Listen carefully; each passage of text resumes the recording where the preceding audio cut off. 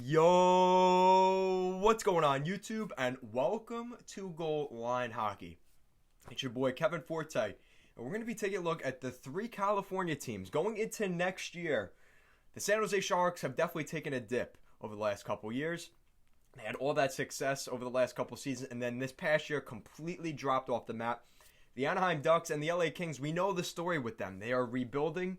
How do they all look? Who is the best out of the three California teams? We'll be taking a look at that in this video. If you like what we're doing here at Goal Line Hockey, want to see the latest news around the NHL, make sure to give this video a thumbs up and a subscribe down below. And let's take a look at the three California teams.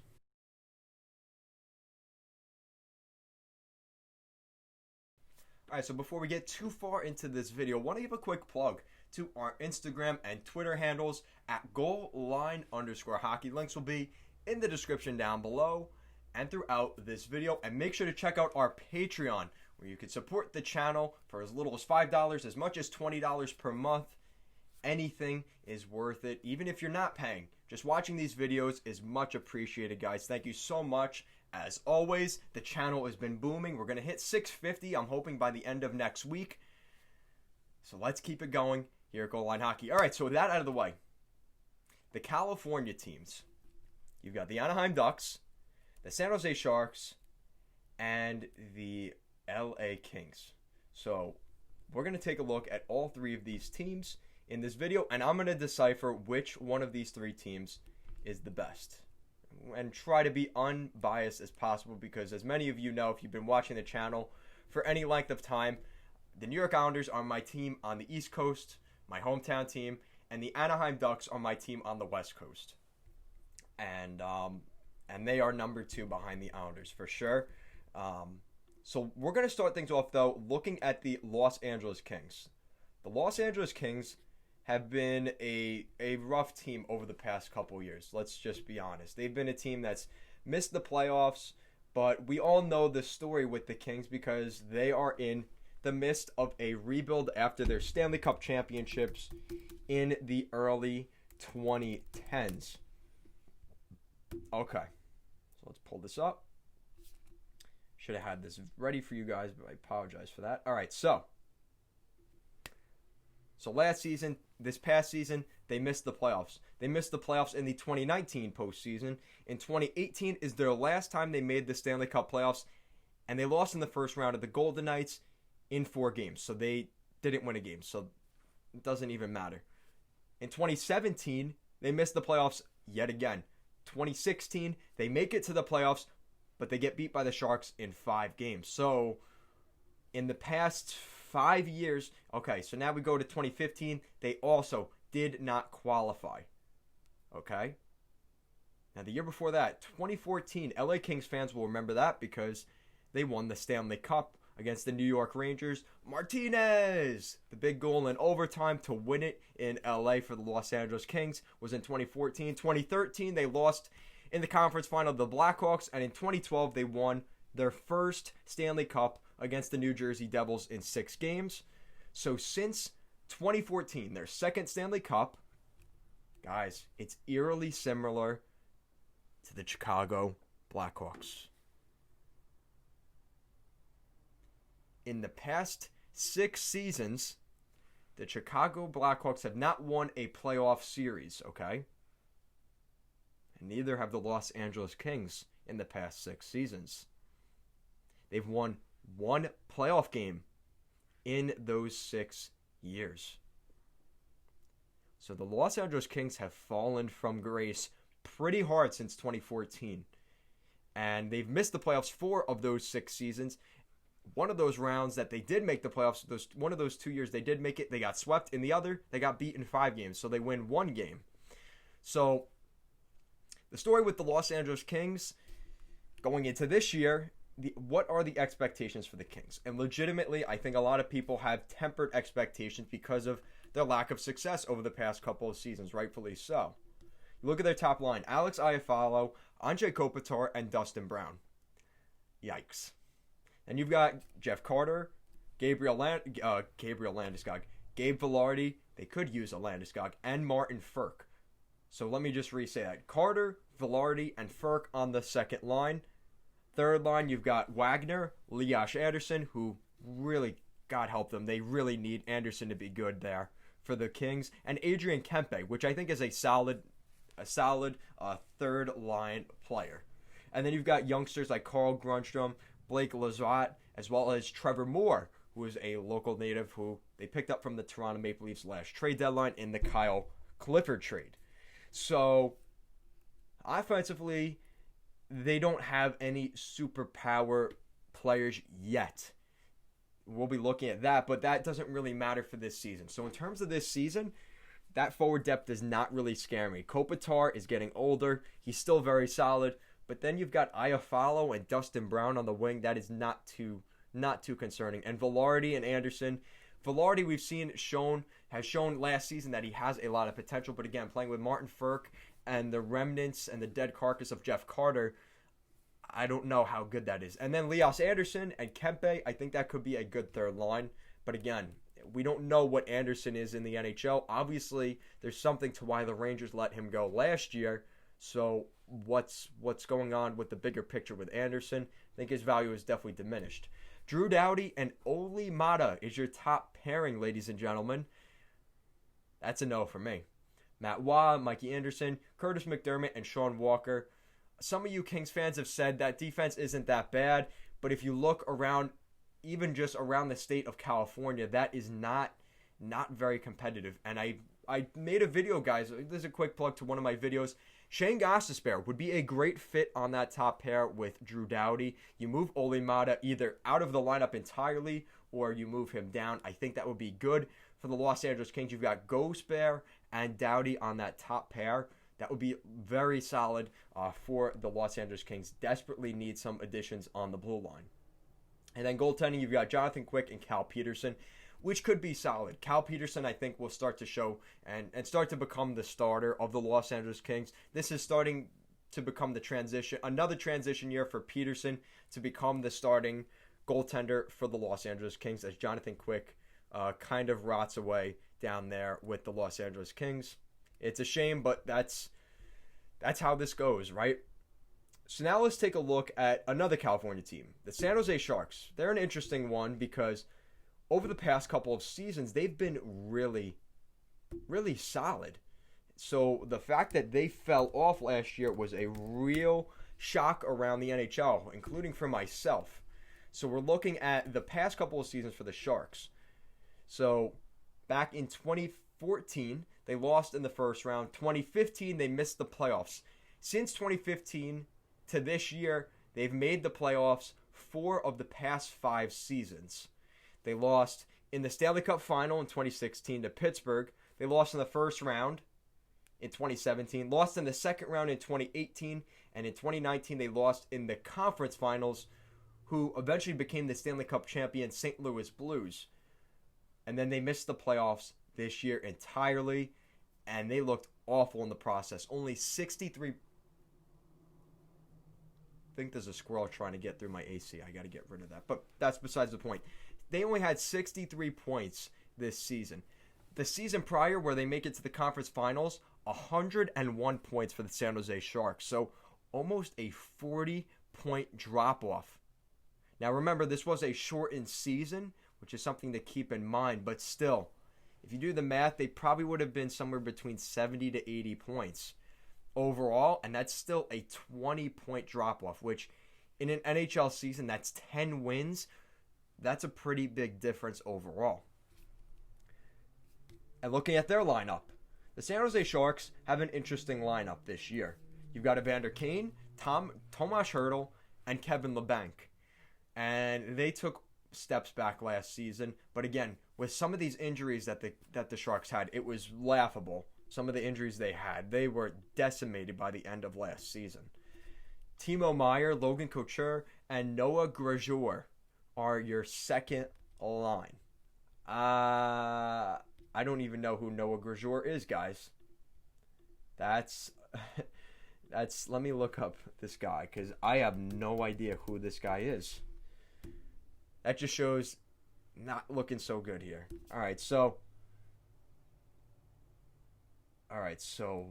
let's take a look. So a former 2016 fourth-round pick. He had 5 points in 28 games last season with the Sharks. He had 19 points in 25 games with the Barracuda of the AHL. But again, it's not the NHL. So he had 5 points in 28 games in the NHL. Okay. I think he played center at some points because of the loss of Couture and Hertl last season. The bottom 6, guys, Patrick Marleau returns. So that's a bright spot for this team. And Ryan Donato. I did not know Ryan Donato went to the Sharks. That's a good third line, as well as Marcus Sorensen. That's a pretty solid third line. Now, Patrick Marleau is not the player he once was, but I do like him playing with Donato and Sorensen. That's actually a decent third line. And then you've got Matt Nieto, who comes back to the Sharks, Dylan Gambrell, and Stefan Noesen. I don't think that's anything great. But that top 6 is okay. But again, salary has been an issue for the Sharks. We talked about this the other day with the Toronto Maple Leafs. Oh boy. So now you've got defense, and this is, I don't know what's going on with the Sharks. All right, so you got Radim Simek playing with Brent Burns on the top pair, Mark-Edward Vlasic and Erik Karlsson on the second pair, and then Mario Ferraro and Jacob Middleton on the third pair. Oof. I don't even know what to say, guys. That is, with only $2.5 million in cap space, that's the team you have. Oh, man. So Mario Ferraro, left shot defenseman, he's 22 years old. And Jacob Middleton, 24 years old, left shot defenseman. Yeah, this is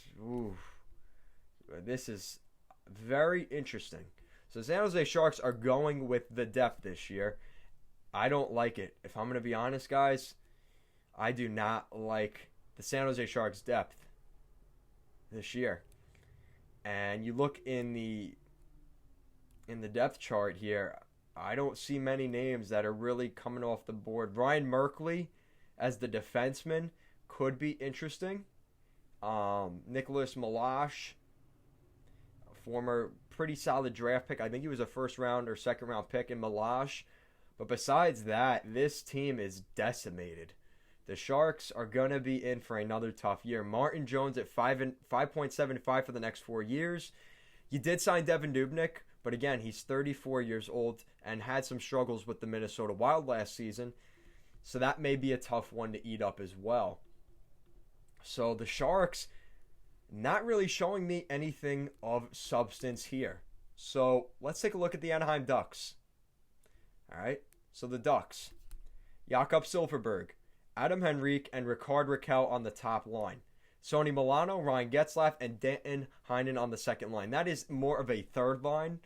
They definitely do not have a second line here in Anaheim. But then you look at the depth, and this is where things are going to be huge. This third line for the Ducks, the young line, has got to get things going. The MST line. Max Jones, Sam Steele, and Troy Terry. Those guys need to step up big for the Anaheim Ducks this season if they want to move forward. And Danton Heinen and Sonny Milano on that second line wing.